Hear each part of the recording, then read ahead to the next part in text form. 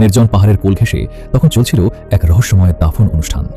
কিন্তু হঠাৎ করেই লাল রঙের বিশালাকার কফিনটি থরথর করে কাঁপতে শুরু করে, যেন তার ভেতরে থাকা কোনো এক অশুভ সত্তা প্রচণ্ড হিংস্রতায় ভেঙে বেরিয়ে আসতে চাইছে। কফিনের ঢাকনা ঠেলে কালো ধোঁয়া উদ্গীরণ হতে দেখে উপস্থিত সবার মধ্যে ছড়িয়ে পড়ে চরম আতঙ্ক। সাধারণ লোকজন প্রাণের ভয়ে যে যেদিকে পারে ছুটতে শুরু করে। কফিনের ঢাকনা আর কিছুতেই চেপে রাখা যাচ্ছিল না।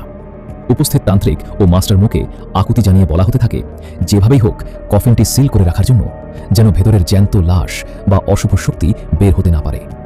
কিন্তু এক রহস্যময় যুবকের তৈরি আধ্যাত্মিক মন্ত্র ও আগুনের বলয় দিয়েও কফিনটি বাঁধাই করা যাচ্ছিল না। কফিনের ভেতরে থাকা লাশটি ছিল চৌ চৌ পরিবারের বুড়ো কর্তার। তান্ত্রিক মাস্টারমো হতাশ কণ্ঠে জানিয়ে দেন, এই লাশকে নিয়ন্ত্রণ করতে তিনি নিজের জীবনের শেষ রক্তবিন্দু ও জীবনের সমস্ত জাদুকরী মন্ত্র প্রয়োগ করেছেন। এমনকি মূল্যবান বজ্রকাষ্ঠ পর্যন্ত ছাই হয়ে গেছে, কিন্তু তাও লাশটির রূপান্তর থামানো যায়নি। এই অশুভ সত্তা যদি একবার কফিন ভেঙে বাইরে বেরিয়ে আসে, তবে পুরো শহরের একটা মানুষও জ্যান্ত বাঁচবে না। পরিস্থিতি সামলাতে মাস্টার মো এক চরম সিদ্ধান্তের কথা জানান। যদি এই অন্ত্যেষ্টিক্রিয়া সম্পন্ন করতেই হয়, তবে কফিন ভেঙে বের হওয়ার আগেই চৌ পরিবারের সেই জ্যান্ত মরা বুড়ো কর্তাকে আবারও পুরোপুরি হত্যা করতে হবে।